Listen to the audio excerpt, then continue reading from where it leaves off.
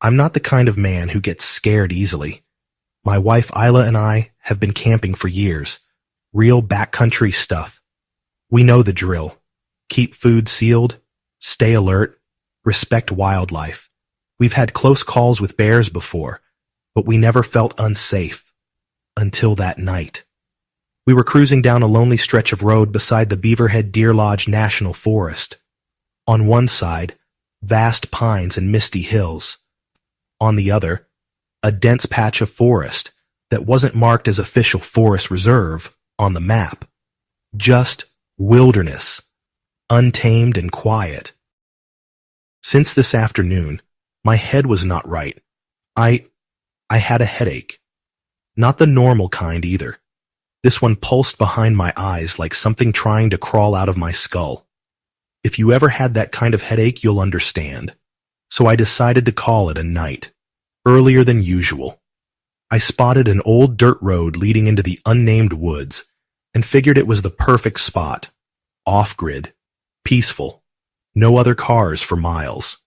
We parked about half a mile in, far enough from the highway that even the faint hum of tires was gone. Silence like that? It's rare, sacred even. After a warm meal and a couple of drinks around a crackling fire, I felt better. My head cleared. Illa had 3 glasses of wine, made her a little tipsy. The night was crisp, the sky absolutely clear, every star visible. The forest whispered in the breeze. It felt like heaven. "This is perfect and romantic," Illa said, leaning against me. "It's too good." She wasn't wrong. Because this was bear country, we didn't bother with a tent. We camped in the Ford Explorer, which I'd modified into a cozy sleeping space. All back seats were removed, privacy curtains, thick foam mattress. It was snug and, more importantly, safe, or so I thought. It was around 2 a.m. when I woke up. Something was pushing the car, rhythmic, heavy. I stayed still, eyes wide in the dark. Bear, I told myself. Probably just a bear. I didn't panic. Bears might prod a vehicle, but they don't break into one unless there's food. And ours was locked up tight. Curiosity got the better of me. I peeled back the privacy shade from the driver's side window and looked out into the moonlight. Someone was standing just in front of our car. Massive. 12 feet, maybe more. Covered in hair with long arms that hung past its knees. It stood upright, and it was staring at the hood of our Explorer like it was trying to decide what to do next.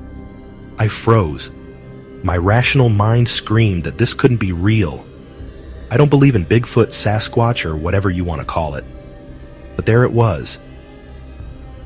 I turned and reached for Illa, gently placing a hand over her mouth to wake her up without sound. Her eyes popped open, and when she saw my face in the dark, my expression, my breathing, she knew something was wrong. I slowly pointed toward the front window. She followed my gaze, and her whole body stiffened. Her hand gripped my arm so tight I could feel her nails. She whispered, "Oh my God." Then she reached for her phone. I knew what she meant. Record it. Proof. Evidence. I nodded barely. She unlocked the screen, and that was the mistake. The glow of the phone lit up the entire inside of the car like a lantern. In the mirror, I saw the creature's head snap toward us. It roared, a deep, guttural sound, then charged. In one motion, it grabbed the rear of the car and lifted it, 2 feet off the ground. The suspension groaned, metal creaked, then bam! It dropped the whole vehicle back onto the dirt. We screamed. Panic overtook us. I scrambled over the bed platform to the front, sliding into the driver's seat. Illa was yelling now in panic, which only made the thing angrier. It moved to my side, started slamming its fists against the window and roof. Boom, boom, boom. By God's mercy, the window did not break. It should had, but it didn't. It's a miracle. I jabbed the key into the ignition. The engine fired up with a roar. Headlights cut through the darkness. The creature bared its teeth, black and wide, and slammed the window again. I didn't wait. I threw it into drive and floored the gas. Tires spun, kicked up rocks. Then we were flying down the dirt road, headlights bouncing wildly. I glanced in the rearview mirror. It was chasing us. For a second, just a second, I thought it might catch up. But we hit the highway like a rocket and kept going. I didn't stop or didn't look back. 2 hours later, we finally hit a gas station with lights, people, and civilization. We sat there for a long time, just breathing and shaken.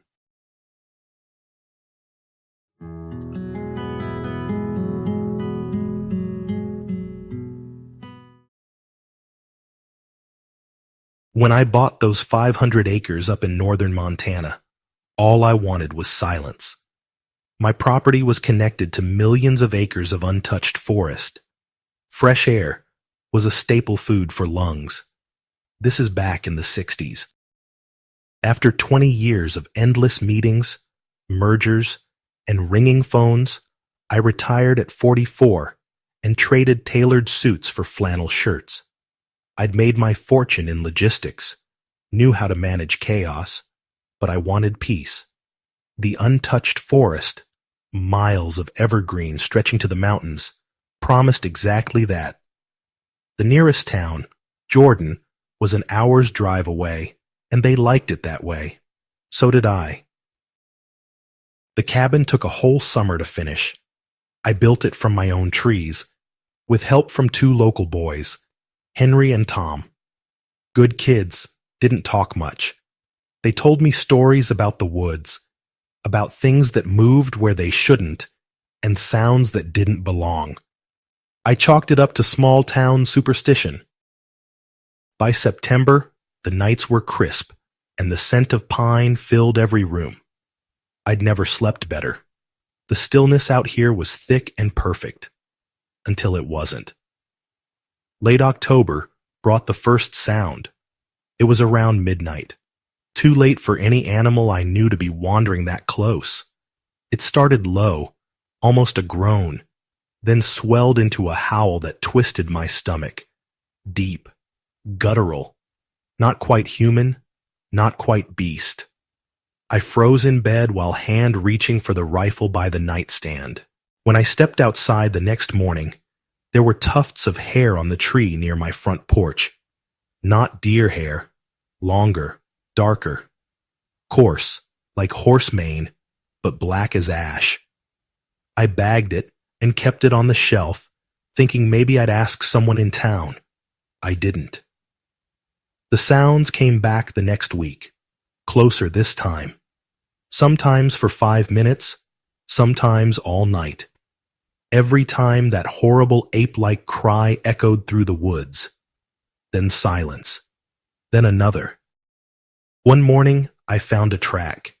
It was in the snow, first snow of November. A footprint, bare, wider than my head with 5 toes, at least 16 inches long. It circled the cabin, twice. Another print was so close to my window, it might have been watching me sleep. I loaded the rifle every night after that. Jordan folks weren't surprised when I mentioned the tracks. Bigfoot, one of them said casually, as if he were naming a neighbor. Don't go shooting at him, warned an older man at the diner. Makes 'em mean. I didn't laugh. Not anymore. The nights grew longer, the visits more frequent. I'd wake up to heavy thuds against the wall, like something slapping it with a tree trunk. Once, a rock smashed through the edge of my woodshed, the kind of rock that would take 3 grown men to lift. The cabin shuddered with every blow. Still, I stayed. I don't know why. Stubborn, maybe. Or maybe I wanted to prove to myself that this place, my place, could still give me peace. But one night in late December, everything changed. It started as usual. A long howl in the distance, then another, closer.